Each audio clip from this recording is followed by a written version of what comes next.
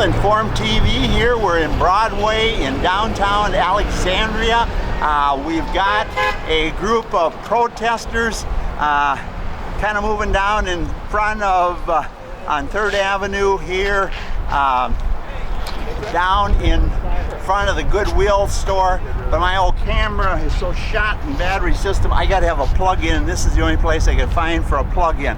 But we're lucky enough to have one gentleman that's going to give us some thoughts. Step forward just a little further, sir, and tell us your name, or if you don't want to give your name, that's fine too. But we're right across from Runestone, the Chamber of Commerce in Alexandria, and we can't see Big Ole because that sign's in the way. But anyway, the municipal liquor store right across here, the fire department right over there. They must be getting ready for fires here because they're out all of a sudden. So, sir, tell us what you're out here to do, and welcome to use your name or whatever here in Alexandria today, right by Runestone Museum and the Chamber of Commerce.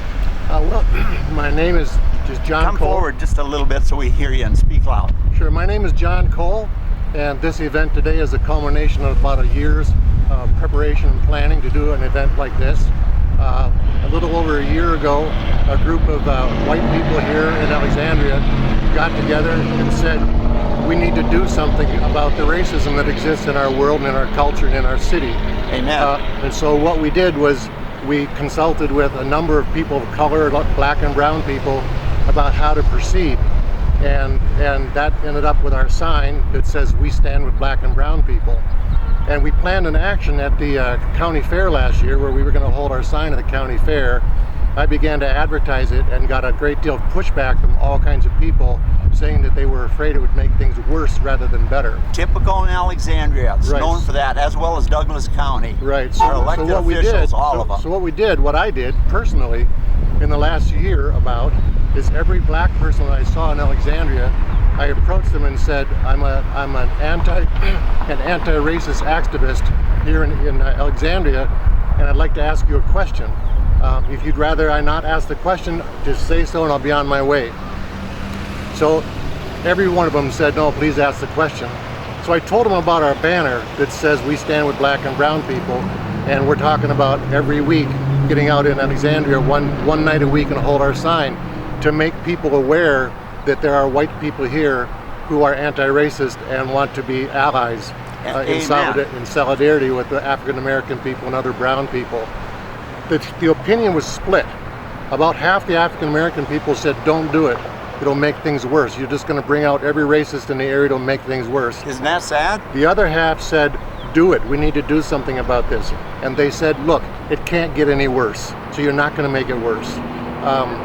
I learned from those African American people, almost without exception, those who live in Alexandria leave their homes as little as possible.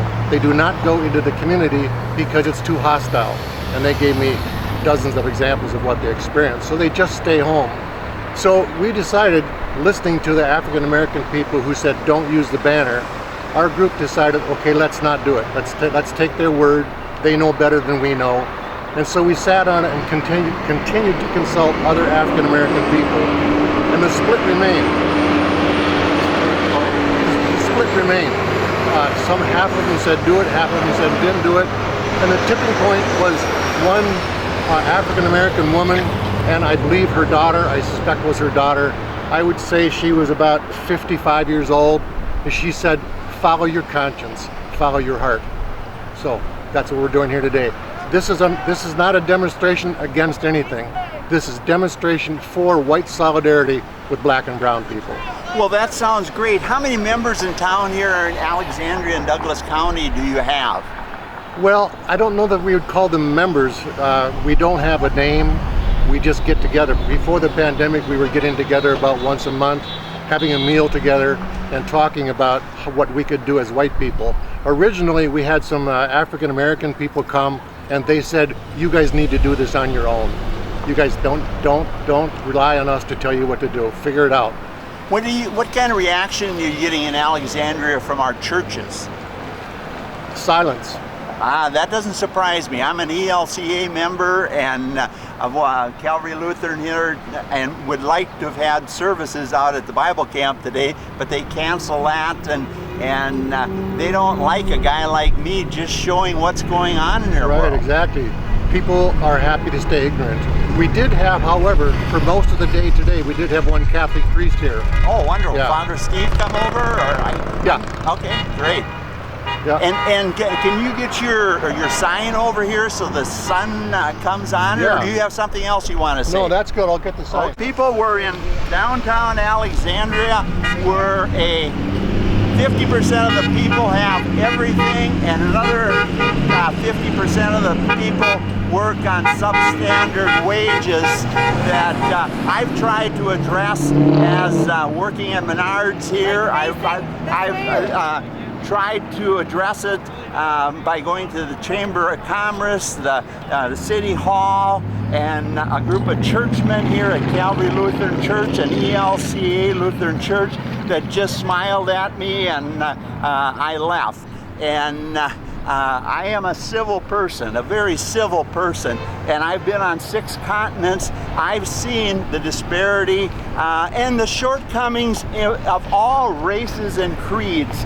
It's something that we as a global society must start addressing. And there's no better place to address it. But here in Alexandria, with all this bounty, with these lake cabins and high-end incomes, they're not concerned at all about the bottom 50%.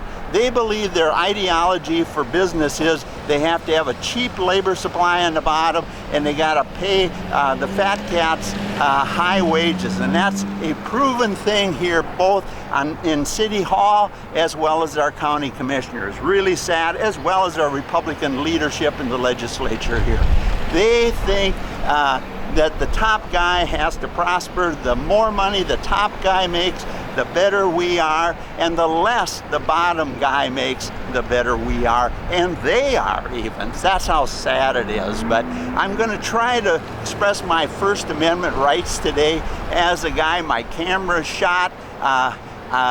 I've actually got a gift card from Calvary Lutheran Church, so I bought some groceries because I don't believe in food banks or anything like that. I should be worth $30 to $50 million like the rest of the Freedom to Farm farmers, but I thought it was terrible what we were doing, and I showed with sugar policy we don't need subsidies, we just need a marketplace that works and treats effective, efficient producers with a fair price, and the same goes for labor. That's what patents, copyrights, and trademarks are all about, to see that productive people get paid for their time, and it's time the people on the low end also get a living. That's all I'm asking. Now we're gonna see what we got for a sign here. I had to give them, I'm used to going to church on Sunday morning, actually Saturday night, but with the mayor's, or the governor's declaration, it's illegal to go to church in Alexandria.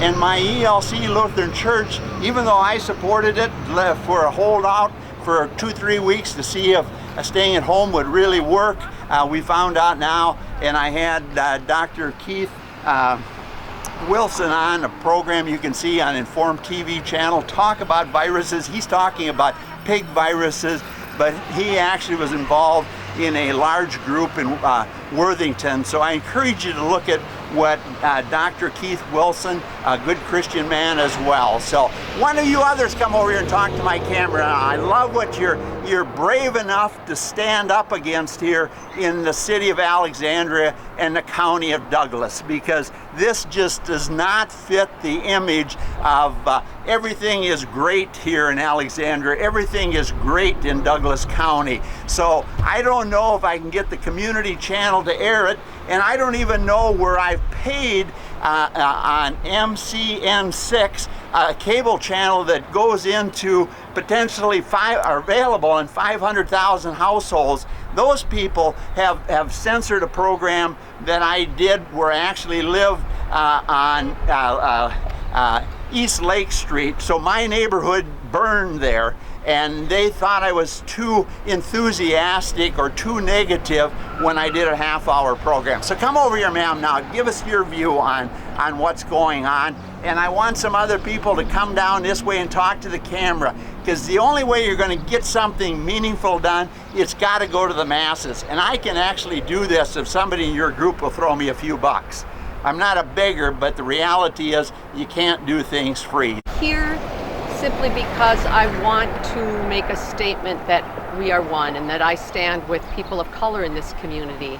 I moved here from a more diverse community, and as that community grew and changed and diversified, there were growing pains and it was difficult. And that will happen here in Alexandria too. But I hope that what's happening right now can be a really transformative moment, that we can have long-term change. We have so many issues of injustice that overlap in our society, and so much learning and talking that needs to take place. And I hope that the people of Alexandria in this area that we can open ourselves to that listening and talking and learning. Well, what kind of reaction do you get from your friends, or are you a person of faith? Do you go to one of the churches in town, or have you talked to anybody that are involved in a church community, or what reaction do they give you? Well, I've been doing this kind of work a long time, Alan, mostly on issues of peace. I religiously observe the Sabbath. Sometimes it's at St. Mary's, sometimes it's in nature, sometimes it's in reading and meditation. Wonderful. But yeah, honestly, most of my activism has been shoulder to shoulder with people of faith. That's where it originated for me with the Benedictines at St. John's and St. Ben's. That's where your graduate was? Yes, Wonderful. yes. So, yeah, I think there's an openness in this community, but people might be a little fearful of why are they here, and we've just had these horrible demonstrations, and are they part of that? And the whole goal of this was to be a countersign to what's happening in the Twin Cities. Amen. To be a symbol of hope. And that's really, I hope, what people see when they come by. This is mostly a silent witness. And I insisted it be a no movement witness. Yeah, have you talked to the mayor or any city council people or county commissioners here in Douglas County about this? Yes, I don't know if my husband told you, but, well, no, he's not part of this. In the months leading up to the COVID outbreak, we assembled a racial justice learning circle. Okay, he did say a little about that. Okay, yes, we recruited some folks. And I want your opinion of it. You know, the wife's opinion is always different than the man, so give us your thought. Well, he's not part of the learning circle. I'm the one that, then go ahead. Yeah, Maybe I was thinking about somebody else here, I feel. Yeah, because we only were able to really have one person per household, because there were a lot of people who wanted in. Okay. But that was an amazing conversation that was just getting off the ground. And we will return to it. And there is so much work to do when we return to that conversation. And I'm committed to it. I'm committed to that work. Now, I see just about everybody here. In fact, I was offered a mask when I was walking down the line. I'm certainly not opposed to that, but I had my arms full of everything and trying to find an outlet. And we want to thank Tom and Linda Atkinson of Consular Realty and their crew, because I actually am plugged into their electricity. Oh, so nice. If they ever open bars in town again, I'm going to have to buy Tom and Linda a drink. But so what is your group thought about now the lockdown? Are you ready to open things up, or are you still think that we should go on with the lockdown all summer and basically eliminate summer? You know, the answer to that is easy for me. I do have an underlying immune condition, and I have put my health and myself in the hands of the governor and the health commissioner. I understand that, and I respect that. I follow what they say to a T, because, well, and I don't have my mask on right this second, but we wanted your good-looking face, and we wanted to be able to hear you. People got to understand we got a pretty good wind here today, right? And it's not just coming from this windy guy; it's right. Actual wind. And what else from a standpoint? Do you still work in the area? Are you retired? I am a retired faculty and administrator from Cathedral High School in St. Cloud. Okay. And when I came here, I missed students, and so now I'm at Discovery Middle School tutoring students in reading and spelling. So I have a little office area, and students come to me, and I tutor them in those areas. That's great. What did you find as a person involved in education in St. Cloud? You know, we play football, basketball, and stuff against them, I think. What do you think needs to be done for our African American communities or immigrants so they catch up from a standpoint of academia factor? I know we have a ton of people of African American descent, black, whatever, that are knowledgeable as anybody. I'm just representing, talking about the facts that they don't do as well in school as far as testing and to get into maybe the right college for what they want to do. Give us your thoughts on education to minority people in general. Well, if there's an achievement gap, it's not because they aren't as smart or as capable, that's for sure. Okay. It's because we have systems that when I first started talking, there are systems and injustice that overlap, having to do with access to health care, having to do with where people live. Are they have food deserts? Do they have access to good groceries? You know, there's a whole history behind what brings people to this moment, people of color to this moment. They have a long history. We have a 400-year history of slavery and oppression in this country that just kind of changed forms. We've got all kinds of ways that people are still enslaved and oppressed, and I want to stand with them. So I think one of the biggest things we can do is we can have more people of color on our schools, on the faculty. Can we attract them to this area? Can we find a way that they can reach out to students and connect to those students? Can we look at more, can we have a committee in the district that looks closely at the curriculum? What kind of history are we teaching about these issues with our students? The textbooks that I looked at when I was a teacher were not adequate at all to tell the black story of what has happened in this culture. What did you find, though, as an educator in the St. Cloud area, as far as reaction to some of the people that either represented the black community or claimed to represent the black community? What kind of either resistance or the one group saying you don't know what you're talking about, and the other one says, what can you do to help us? Give us a little insight that way. As far as pushback when you were a Caucasian lady trying to help improve education for our minorities. Any thought that way? You know, I worked cooperatively with people of color. I didn't feel pushback from that community, and I also would not say that anybody speaks for a community any more than I speak for a white community. Black folks don't speak for the black community. No, I taught some of the diversity and social justice classes at Cathedral, and we brought in students from Tech and Apollo and students of color and tried to build relationships and tried to come to understandings of one another's lives. So, and also the adults. I didn't feel as an pushback. Educator, though, were you brave enough or challenging the African American community to the point of saying, here's some of your shortcomings? You see, I've traveled on 6 continents. I was in South Africa during the apartheid time. I took a cruise down the Nile, and I stayed on farms in China and every continent. And I saw the shortcomings of all the races, including the Caucasian race. But at times I would try to tell my African American acquaintances and friends, have you guys ever been to Africa? Do you actually see how backward you guys were? And what I'm getting at, we talk about sanitation. In the late 70s, I was on an African safari and actually saw African American people, women, building cow dung huts, and actually saw them mixing the Nestle formula for their babies in a 5-gallon pail with actual flies in it. So that's what I'm coming from. As a true independent broadcaster, I like to challenge both sides as well as let both sides speak, because I've seen the shortcomings of both sides. Any thought that way? I think one thing that we can do is try to, this was a topic in our group, is try to look at and acknowledge our racism, all of us. We're white, all black. guilty of that, but the blacks are also guilty of that, of some of the others, because I've seen it and experienced it firsthand. Yeah, that really is all of us to look inside, and nobody wants to be called a racist. Right. But I think we're either racist or we're anti-racist. We are.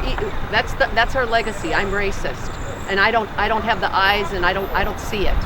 It's innate. It's in me. It's like in the air I breathe. And to prove it, it even goes on the other creatures on this earth. We talk here in Minnesota about the loon is our state bird, yet the loon and the duck are enemies.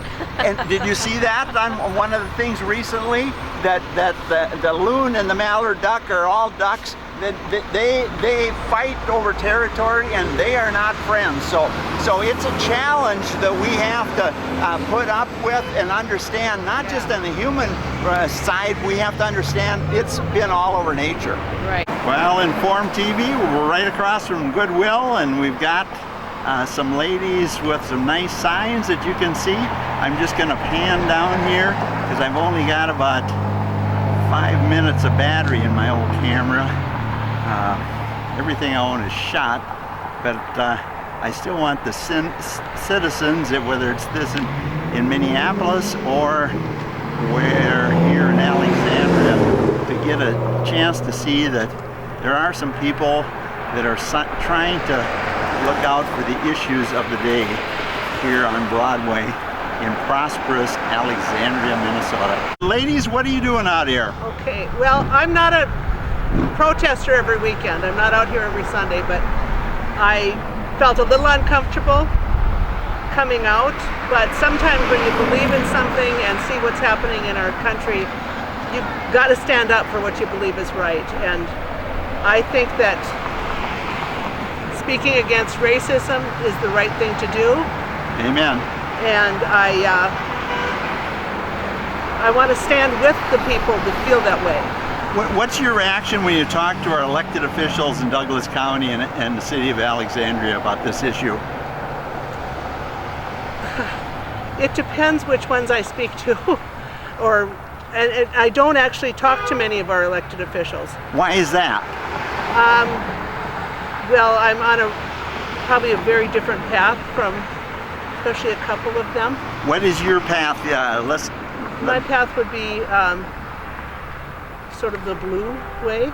Okay, in the middle?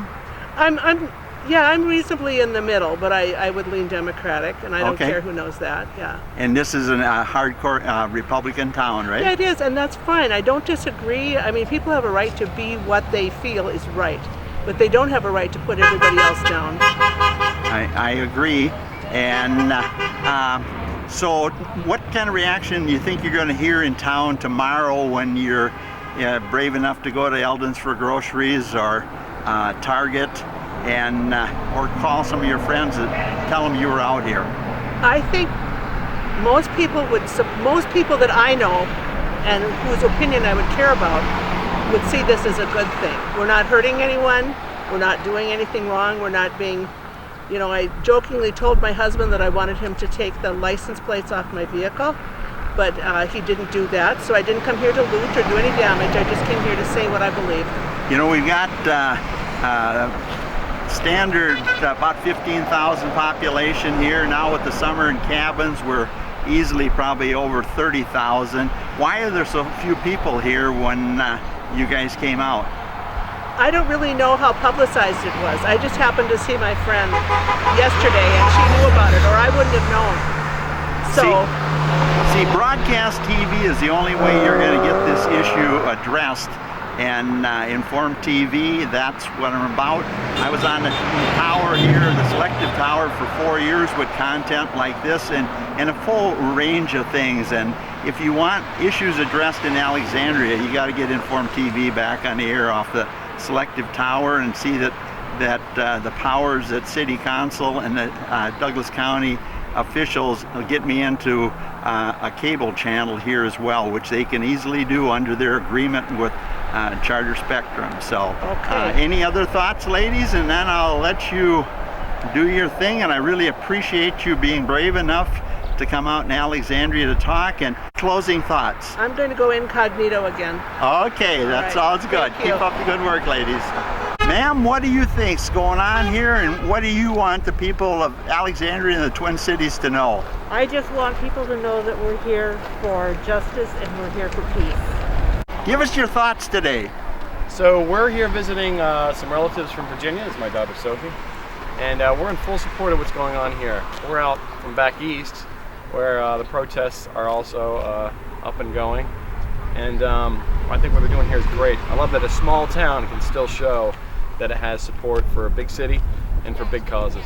Amen. Surprises me, a big part of it is just such low wages for workers that do the tough, the dirty, the repetitive jobs, and we have a lot of low-paying jobs here in Alexandria in this bustling community, and they're all Caucasian people for the most part, and so I just wonder why there wasn't more Caucasian people in the Twin Cities that also get less than $15 an hour and not joining in on the peaceful side of it anyway. I agree. You guys got to realize, you know, I was in your city in 1968, right after the race riots, and what was burned in Minneapolis and all the towns Twin City TV was talking about, and they never mentioned DC. I drove in a bus load of students for block after block after block after block, and there was nothing but rubble. They had burned in the city of DC. It was just incredible, and nobody's even mentioned that either on the national news or state news. I just can't believe that. So Big Ole in Alexandria stands right just a block away from a protest on the death of Mr. Floyd. What do you think Big Ole's thoughts are today if he would be here, the first settlers to come to North America? But you know, the interesting issue that's in stone here at the Rune Stone is the fact that Big Ole himself might have, or likely did, face racism, because the Rune Stone shows that they found part of their group that landed here in Alexandria from Scandinavia. They found them dead, and the final thing on the Rune Stone was saying, we don't know if we're going to survive. So when we talk about racism, it's part of the culture of the world, and it's really sad. And it's not just a Caucasian problem, not a Latino problem, a black problem. It's all the races have to face some reality that the shortcomings of mankind have to be dealt with. And that goes to our president, our Congress, our legislature here in Minnesota, that we have to address this issue. But you can't address it unless you put some criticism on all sides. Alan Repke reporting here this morning in Alexandria, the land of Big Ole, on Broadway in prosperous Alexandria. When will we address the empty leadership chair in Minnesota and America? Whether we're talking racism, a living wage, fair taxation, sound economics, sound farm and foreign policy, or addressing the need to modernize our democracy to once again serve the people, the leadership chair, Minnesota and America.